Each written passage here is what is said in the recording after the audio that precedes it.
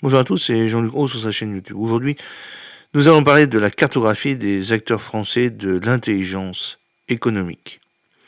L'intelligence économique en France est organisée autour d'un écosystème riche et varié, regroupant entreprises, institutions publiques, centres de formation, associations et médias spécialisés. Cette cartographie vise à offrir une vue d'ensemble claire de ces acteurs. La cartographie repose sur plusieurs choix de représentation. En premier lieu, seules les unités, les entités actives, en majorité sur l'un des métiers de l'intelligence économique, renseignement de sources ouvertes et veille, analyse stratégique, influence, sûreté et sécurité économique, ont été représentées. En l'occurrence, si l'intelligence économique, IE, n'est pas l'activité principale de l'acteur, ce dernier ne figure pas sur la cartographie. Néanmoins, cette logique n'est pas reprise dans la section institutions et administration et partiellement dans la section écoles et centres de formation, compte tenu notamment de la propagation diffuse de l'intelligence économique dans les organismes. Les entreprises, un marché à deux vitesses. La section entreprise, en raison de la diversité des métiers concernés, est classée en fonction du nombre d'employés. Elle relève ainsi un marché à deux vitesses. D'un côté, on retrouve les groupes majeurs comme l'ADIT, Forward Global et Chaps Vision, qui se développent rapidement grâce à une stratégie d'acquisition. En parallèle, le marché est dominé en nombre par les petites et moyennes très petites entreprises. Cela reflète un marché dynamique. Il faut également mentionner les éditeurs de logiciels qui occupent une place singulière dans le marché de l'intelligence économique en France du fait de leur nombre important. Cette position contribue à l'évolution du marché de la veille permettant aux entreprises de surveiller efficacement l'environnement concurrentiel et stratégique.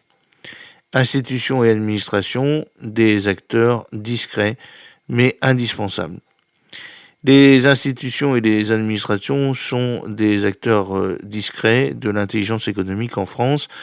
Au premier rang se trouvent les services de renseignement et certains services du ministère de l'économie et des finances qui veillent à la protection des intérêts économiques du pays. La diversité des acteurs montre que la logique d'intelligence économique progresse au sein des différents échelons du service public, traduisant une prise de conscience de l'appareil d'État. Cependant, il faut noter l'absence d'un organisme central capable de coordonner l'ensemble des efforts et d'engager toute l'administration publique dans une politique d'intelligence économique cohérente et unifiée. Cela peut donc mener à une pluralité des approches. Les écoles et les centres de formation sont une offre solide et diversifiée. Le secteur des écoles et des centres de formation en intelligence économique a évolué au cours des dernières années avec une diminution du nombre d'établissements offrant des cursus spécialisés. En dépit de ces réductions, l'offre reste solide et diversifiée, en particulier grâce à des institutions de référence. Parmi elles, l'école de guerre économique, EGE, s'impose comme le leader du secteur, formant la majorité des experts en intelligence économique en France.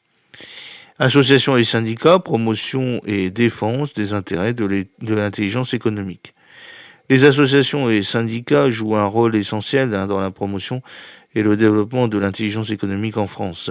La EGE est la première association en termes de nombre de membres et d'événements organisés pour promouvoir l'intelligence économique. Dans le même esprit, l'association 3AF, Association aéronautique et astronautique de France, organise le forum IES, Intelligence économique et stratégique, salon de rencontres et d'échanges entre professionnels.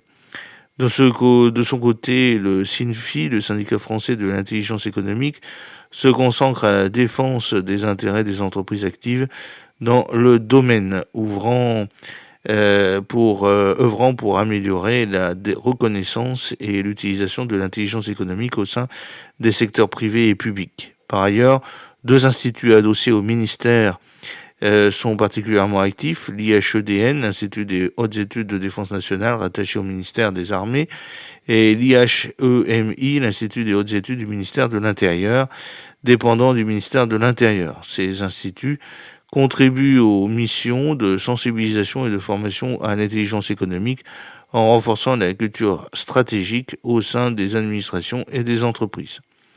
Les médias spécialisés informés et diffusés, Les médias spécialisés dans l'intelligence économique occupent une place essentielle dans la diffusion d'informations et l'analyse des enjeux stratégiques. Parmi eux, le portail de l'intelligence économique rend accessible à tous des articles et des ressources variées sur l'actualité de la discipline. La chaîne France 24 diffuse une émission hebdomadaire dédiée au domaine, offrant une plateforme de discussion sur les grandes tendances du secteur. La revue Intelligence internationale d'intelligence économique, le R2IE, apporte quant à elle une approche académique, tandis que plusieurs lettres d'information spécialisées, telles qu'Intelligence Online ou la lettre A, se concentrent sur des thématiques clés liées à l'intelligence économique.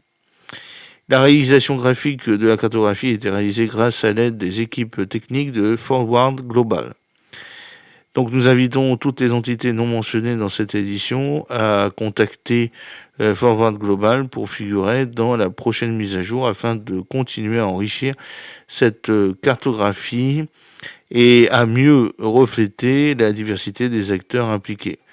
La contribution est essentielle pour renforcer cet écosystème et soutenir le développement économique national.